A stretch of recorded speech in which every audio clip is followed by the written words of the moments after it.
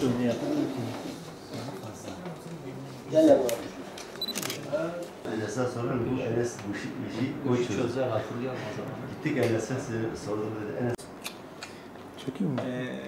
Biliyorsunuz her şampiyon madalyayla ödüllendirilir. Biz Enes'imizin bu başarısını bir şampiyonluk olarak değerlendiriyoruz. Ve altın öğrenciler altınla ödüllendirilir diye düşündüğümüz için böyle şimdiden kendisini tebrik ediyoruz. İlk başarısı olsun ama bundan sonraki bütün başarılar da öyle devam etsin. İnşallah ilimizin yeni aziz sancarları olma yolunda giden öğrencilerimizden olsun. Bilim insanımız olmasını arzu ediyoruz inşallah. Gelecekte de daha nice böyle güzel başarılara imza atmanı temenni ediyorum. Seni tebrik ediyorum canı gönülden. Eyvallah. Hayırlı olsun inşallah. Evet diyorum. Seni yetiştiren öncelikle anne babana, ablaların mutlaka senin üzerinde etkisi olmuştur. Öğretmen ablalarını, ilkokul öğretmenlerini, ortaokul öğretmenlerini, son 2-3 yıldır seninle çok ciddi bir yakın diyalog içerisinde arkadaşlar. Rehber öğretmenlerimizi, okul idaremizi ben tebrik ediyorum. Senin başarın aynı zamanda Midyat'ın başarısı oldu. Muvaffakiyetler diliyorum. Özel bir çağrım da var. Midyat'ın enerjisi, Midyat'ın gücü Midyat'ta kalsın istiyorum. Ben isterim ki sen Midyat Fen Lisesi'nde kalasın. Ve Midyat Fen Lisesi'nden de mezun olduğun yıl yine Türkiye birincisi olarak ya da Türkiye'de derece yapan bir öğrenci olarak Midyat'ımızın eğitim çıtasını biraz daha yüksek bir yere taşırsın. Tabii bu bir çağrıdır, bir taleptir. Ama karar verme noktasında karar sizindir. Gerektiği zaman çalıştı, gerektiği zaman bazen oynadı, bazen gezdi ama o bilinçteydi. Mesela değişik yerlere işte denemelere gitti. Sadece bir yere değil yani. Okulda zaten sağ olsun öğretmen arkadaşları, sınıf öğretmeni, diğer arkadaşlar hepsi üzerlerine düşen görevi fazlasıyla yani fazlasıyla yaptılar gerçekten. Bir de ilçede başka yerlerde de denemeler var. Gidiyordu yani. Ben bazen hatta oruç ayında ben diyordum gitme. Gidiyordu yani. Oruç ayında mesela okulda denemeye girmiş. Tekrar başka bir uzak bir yere. Bir gün hatta bisikleti götürdü işte iftara yetişsin diye. Uzak bir yer. Büyük acayip oraya. Ondan sonra dönüşte bisiklet bulsun diyor. Bisikleti iftar vakti biz de nerede kaldı tabii. Yarım saat sonra gelmiş bisiklet yavaş yavaş getiriyor. O şekilde yani bilinçli bir şekilde kendi sorumluluğunu bildi, çalıştı, muvaffak oldu. Mutluyuz tabii ki. Evet, seni tanıyabilir miyiz? Ben Enes Deniz, 75. İlim Kablo Ortaokulu'nda okuyorum. Bu yıl sınava gittim. 9. sınıfa geçeceğim. 14 yaşındayım.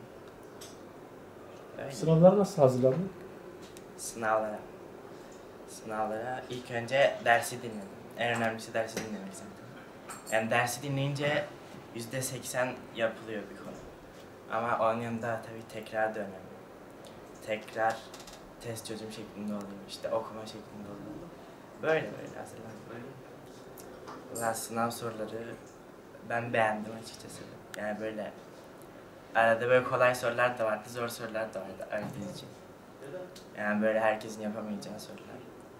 Ama yine biraz kolaydı, güzeldi. Şimdi daha bakacağız, tercih kılavuzu falan yayınlansın. Tabii şehir dışı düşünüyoruz. İstanbul falan. Daha tam karar vermedim. Arkadaşlarıma önceden temellerini hazırlamalarını tavsiye ediyorum. Şimdi ben 8. sınıfta başlamadım. 1. sınıftan beri kademe kademe çalışmaya başladığım için benim için kolay geldi bu sene. Yani 1. sınıftan beri gerek yazılılar olsun falan. Mesela babam öğretmendi. 3-4. sınıflara yazılı hazırlıyordu. Ben önceden bakıyordum işte öyle. Hazırlık yapıyordum. İşte boş zamanlarımda bulmaca falan çözüyordum, zeka analizi çözüyordum. Onun da gelişime çok katkısı var. Öyle yani, kitap okuma. En çok ailem ve öğretmenlerim destek aldı. Onun yanında arkadaşlarımdan destek aldım. Öyle yani. Yani bazıları diyor ki böyle ders çalışırsan, işte çok ders çalışırsan falan eğlenemezsin, öyle bir şey yok. Yani ben çoğunlukla eğleniyordum zaten. Ders çalışırken de eğleniyordum. Çalışmazken de etkinlikler falan yapıyordum. Bazen arkadaşlarımla dışarı çıkıyordum, işte oyun oynamaya falan gidiyordum, geziyordum. Öyle yani. Yani şimdi test kitapları kullandım.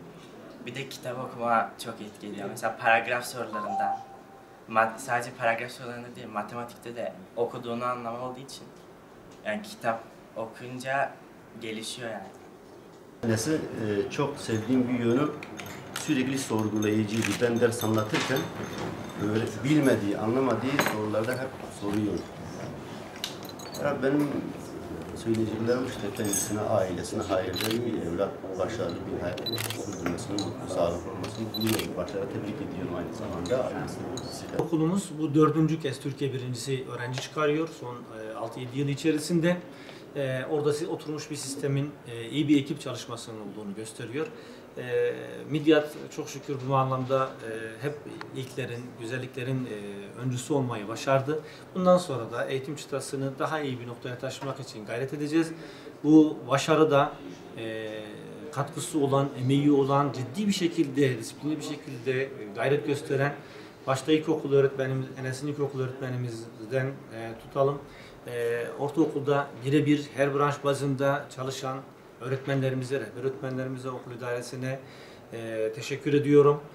Başarıların devamını diliyorum. Midyatımıza, Mardin'imize ve ülkemize hayırlar getirmesini temenni ediyorum.